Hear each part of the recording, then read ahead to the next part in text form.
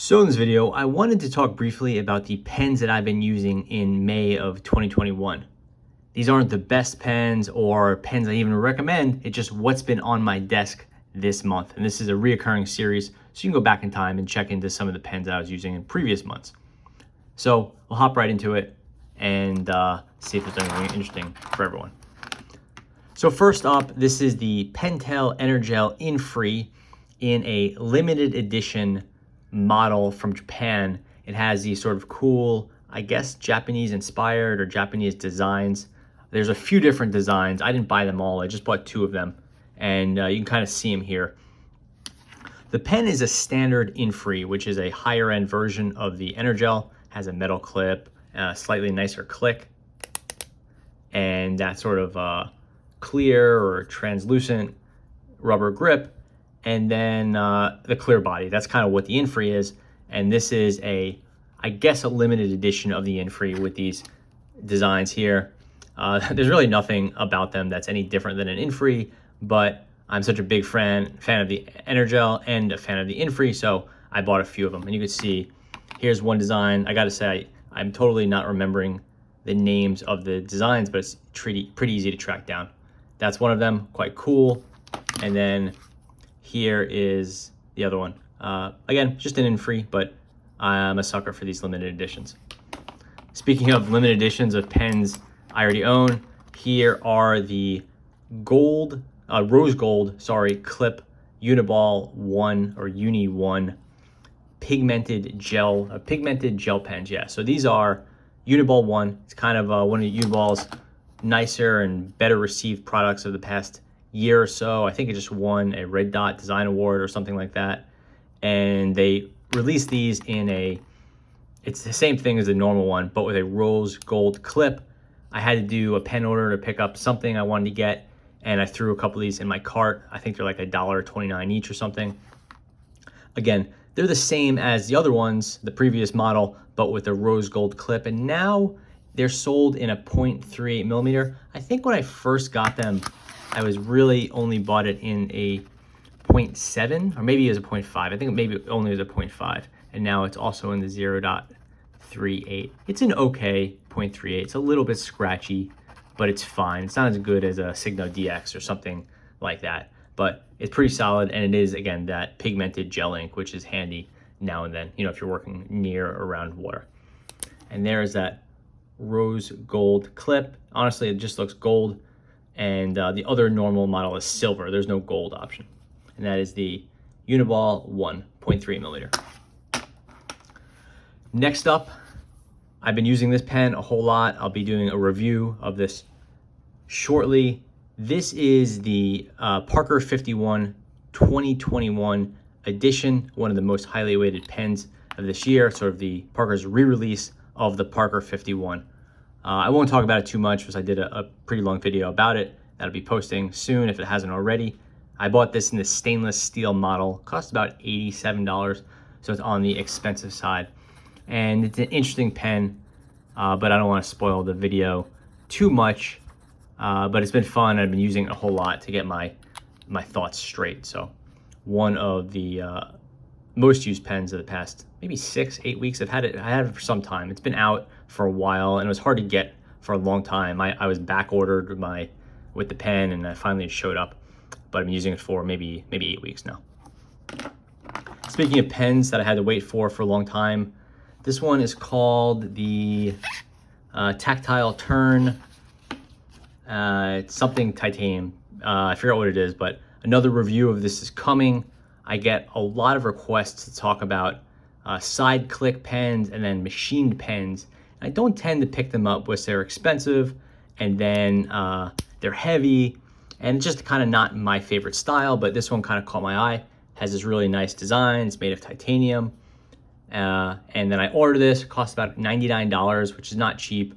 It took like 6 weeks to get to my house, which was I was really surprised by that. I kind of thought they had canceled my order. I didn't know what happened, but I've been using this pen a whole lot. I'll be doing a video of this in the coming weeks. It's a pretty fun pen. It uses a kind of a gel, I believe it uses a gel refill. I bought it in the, it uses an Easy Flow, actually, that's what it was. So I bought this in the medium size. It could use a kind of a shorty refill, which uses a Pilot G2 mini refill, which for me is kind of a useless refill. I just don't have any of those around. And then I have enough Pilot G2 pens. And then it comes in this, which is the Parker style refill, which is a medium size, or I could use I forget what the long one uses, maybe a Jetstream refill or maybe a full-on Pilot G2, I forget what. But I bought this, I've been using it. Pretty interesting pen, on the expensive side, but clearly you could see where the money goes, right? It's like machined titanium, really well done. Like, look for that seam right here. You wouldn't even believe that the pen comes apart, but it actually does. That just pops out of nowhere. Really, really cool.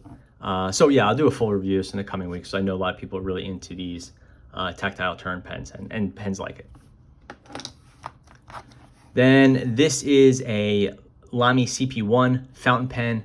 And this pen, you know, I've had this pen for a long time. It's not really interesting anymore. I did a review. It's a nice pen, but really what I've been using with this is this ink. This is called the Platinum Citrus Black. And what it is an ink that goes on very, very light. I think this thing is on, it's about done, but it goes on very light, and as it dries, it gets darker and darker. It's a pretty interesting ink, and I've had a lot of fun using it.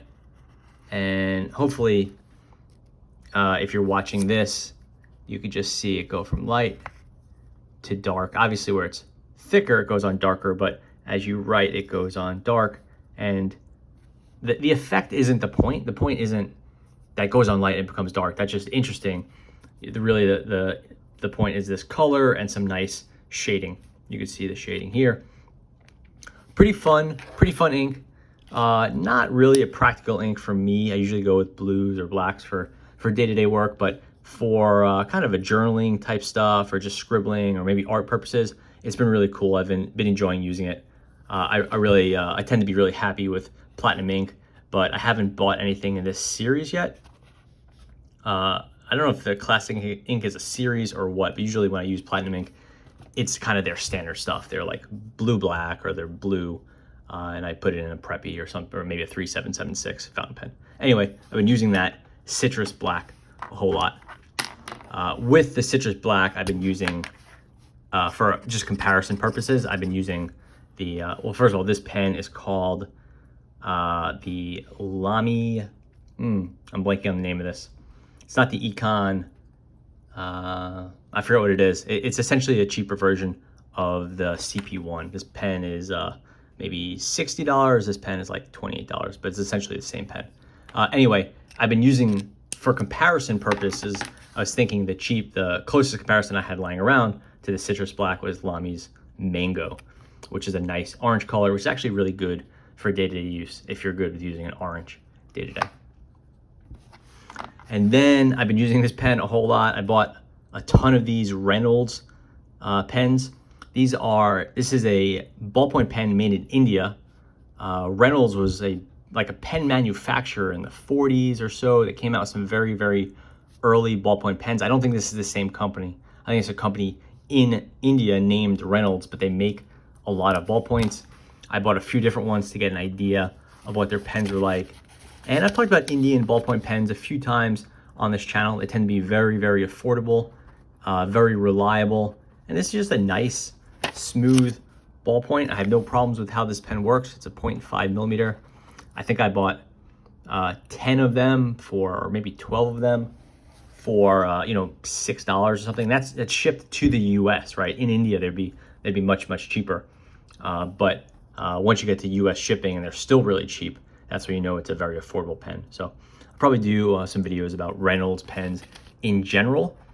Which I don't know too much about this specific model, but I've been using it. Works out really well. For note taking and stuff like that, it's been completely fine. And obviously it has that sort of old school Bic look. It almost looks like a Caran d'Ache. I think the A25, although that is retractable, but it has that old school look and it's held up really well. This, of course, is the Zebra G50. There's really not much left to say about this pen. I've done a few videos. I've been using it a whole lot. And I moved it over to a 1.0 millimeter blue refill which is kind of my pick out of the Zebra JK refill. It's the JK refill. And anyway, I've been using this pen a whole lot, so I really do like it. And it's one of the more interesting pens to come out, I guess, this quarter.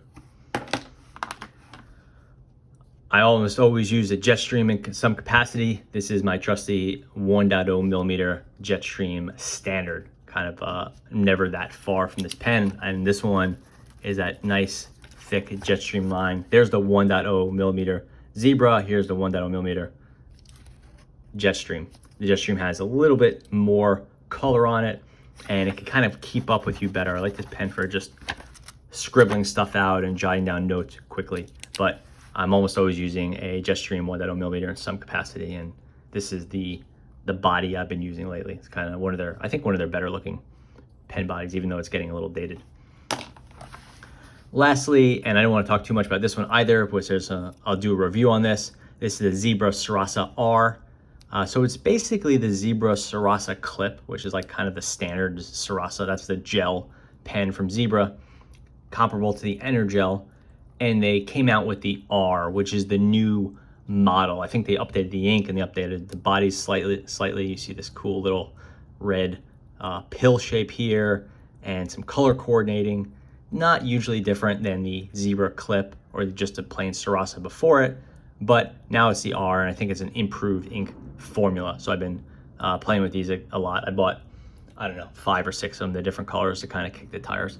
And the Sarasas are always great, so when they said they were revamping it, I picked a few up.